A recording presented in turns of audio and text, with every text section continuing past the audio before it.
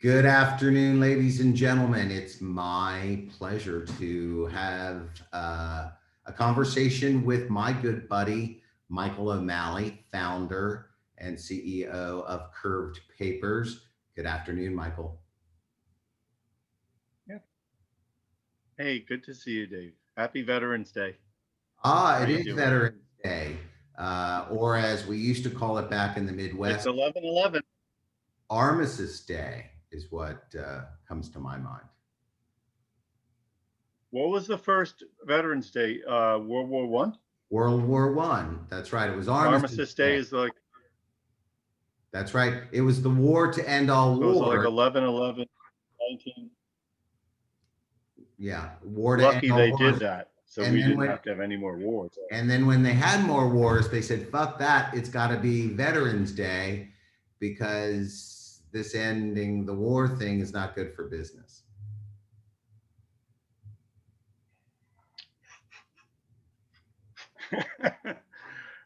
Yeah.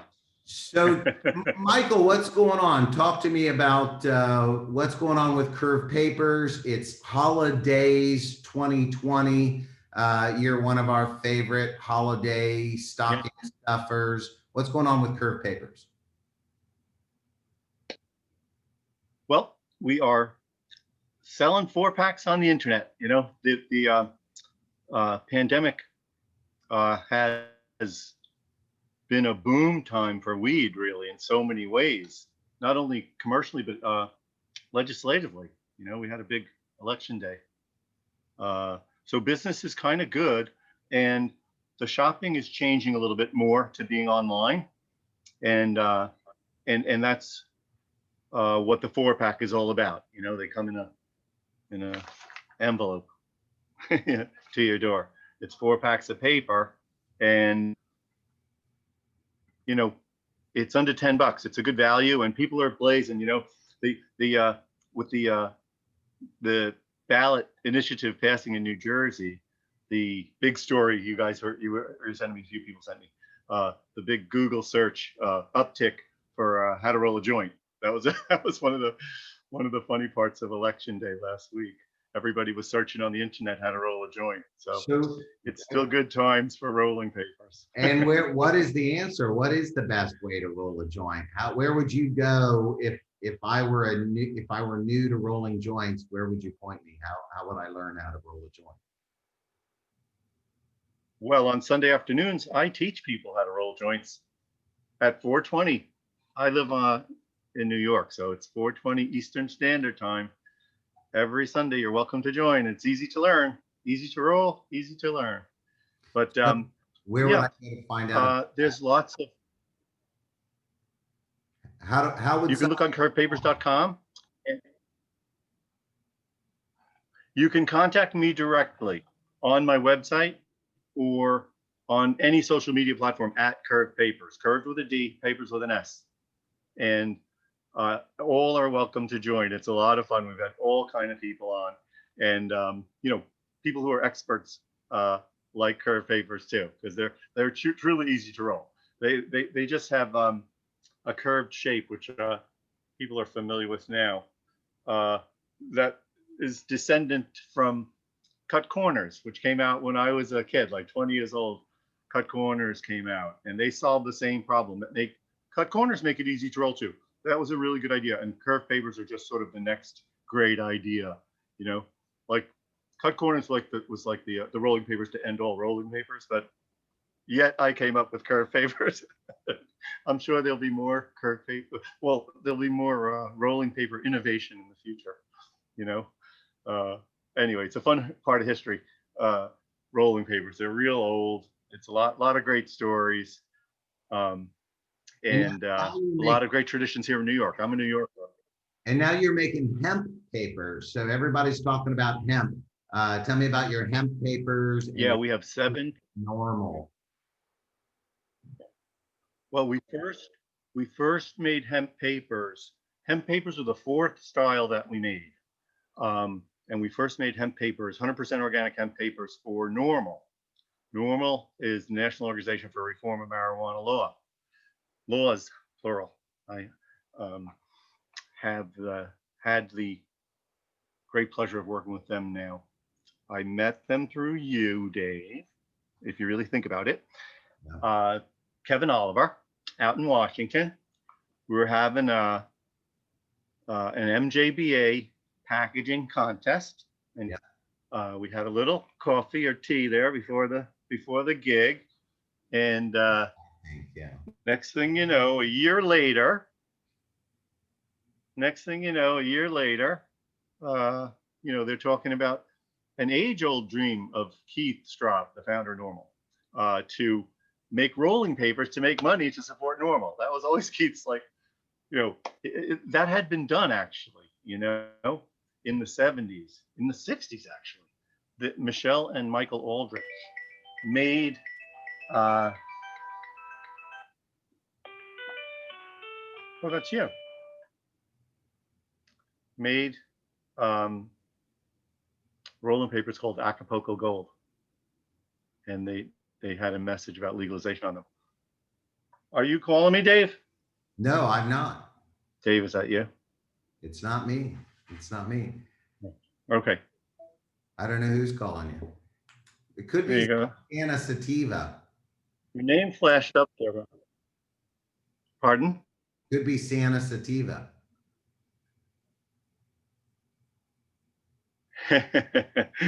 Is Santa Sativa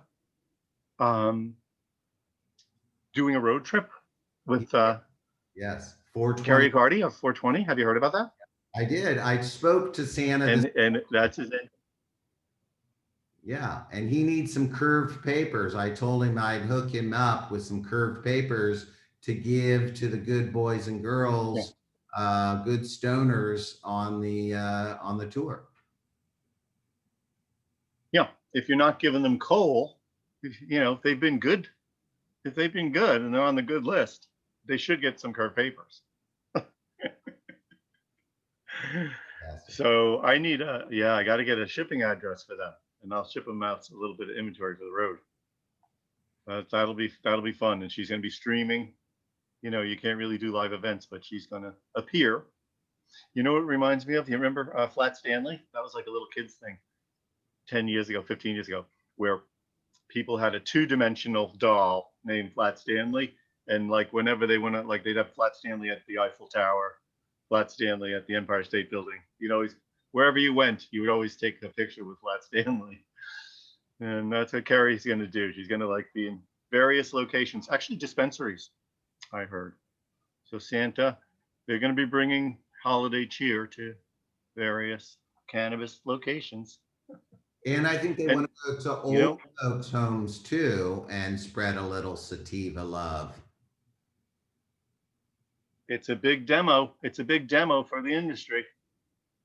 The oldies like to light up. I think we know that personally. But yeah, I used to be an oldie. An oldie but a goodie, as we used to say. For sure. I was so much older then. I'm younger than that now. But it's Cannafest destiny with Carrie. Well, no, but Carrie's coming from the west down to the east. That's right.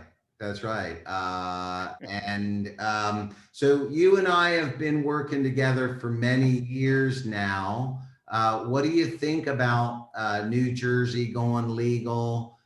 New York, I know you're a New Yorker, about to go legal, says Governor Cuomo. Things have changed over the last 5-6 years since we started doing meetings there. Yep, it's been a dramatic, change with New Jersey going legal. That's such a big deal, and it really does, make New Yorkers hopeful. A lot of our New York cannabis community are, challenged to keep the faith because they've run the stone up to the top of the hill year after year, only to see it roll back down. And so it's hard for them to even believe it. But I do feel like between the pandemic and the need for revenue and the legalization in New Jersey. I know Cuomo's got to be bumming that he lost that race. You know, he could have had that. He could have had it done last year. The Long Island Six. You know, I'm embarrassed. I'm from Long Island.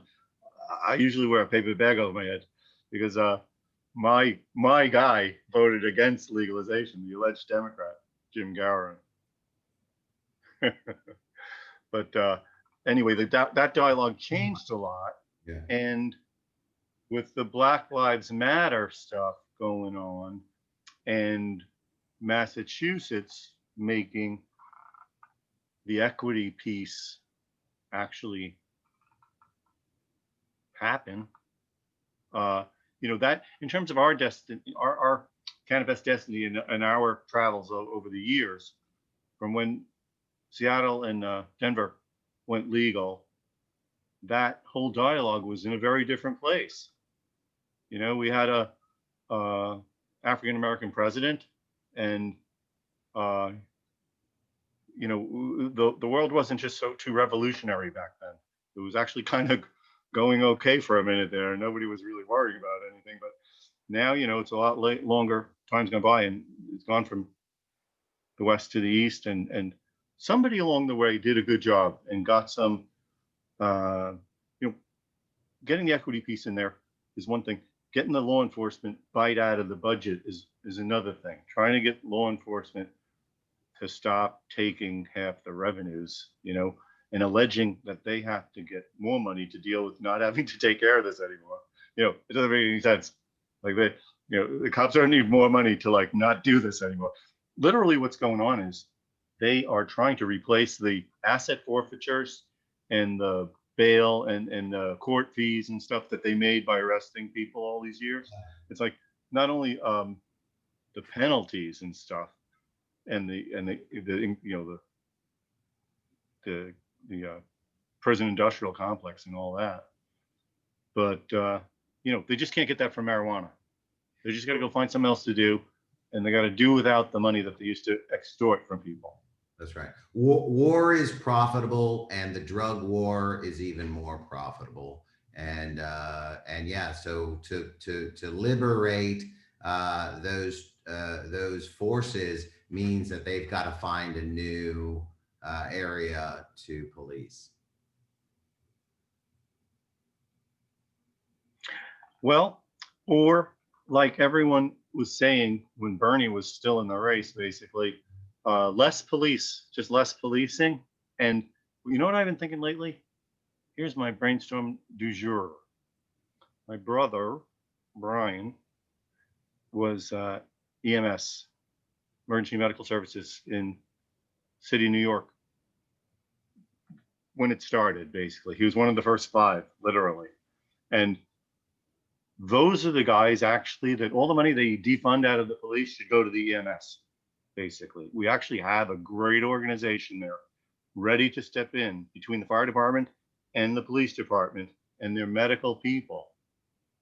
And if we give them a few billion, like we give the cops for the freaking tanks and what have you, they might be able to kill a few less black people.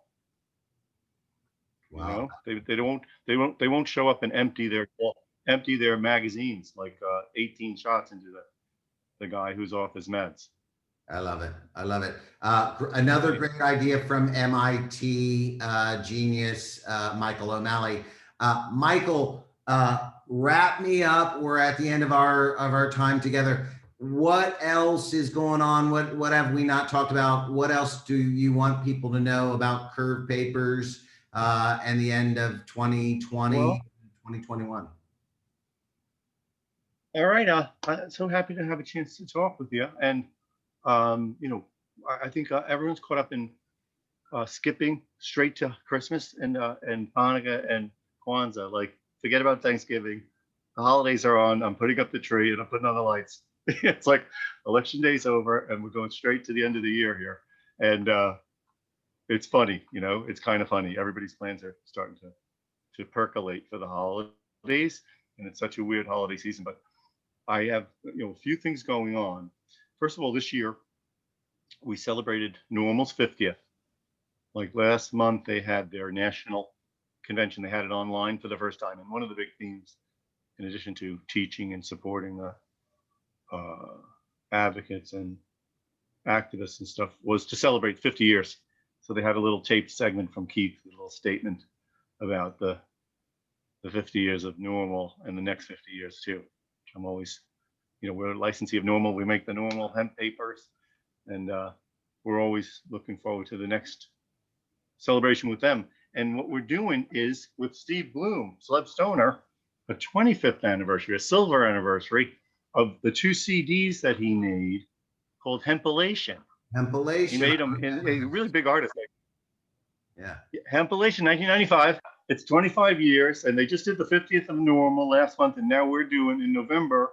Steve's starting to post some of the. I helped him with the tech on it, like mastered the little songs, and he produced it though, and he had big artists on 25 years ago.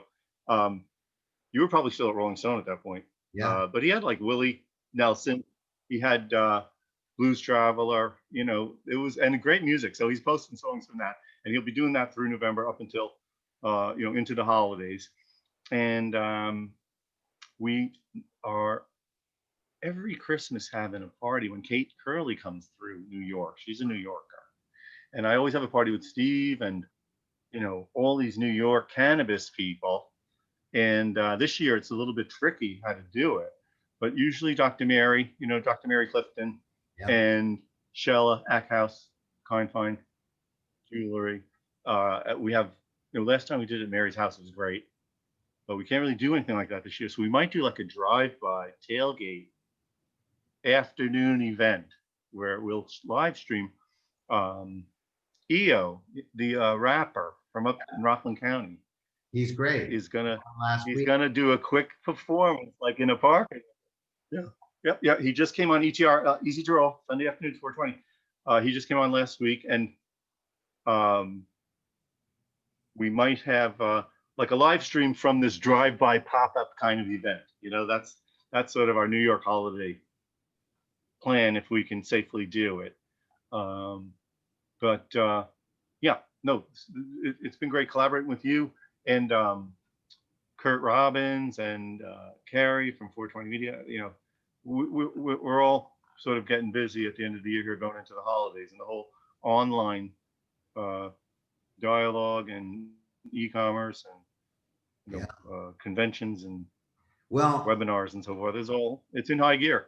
Yeah. So, normally at this time we would be getting together at, MJ BizCon in Vegas and hanging out. So I am so glad that we got an opportunity to catch up on MJ Channel 1. And I'm going to invite people to go to curvedpapers.com to support NORML, to support independent business, and to help. They're great stocking stuffers and tremendous rolling papers. My favorites are the lights, ladies and gentlemen, in case anybody cares. The curved lights. I like them. They've got a nice flavor. Dave's fave. Yeah, they're Dave's fave. Dave's faves. These are like raw. These are the brown ones. They're like raw, basically. I'm copying the best papers. Yeah. And we have them in the larger format. Yeah. People like the big ones. Some of them like the King Slims. But anyway, I'll save you a pack. I'll see you in the real world. Awesome. Before too long. Awesome. Thank you so much, Michael. Happy holidays and peace. Happy Veterans Day. Yep. Everybody have a good holiday season. Cheers. Start it now.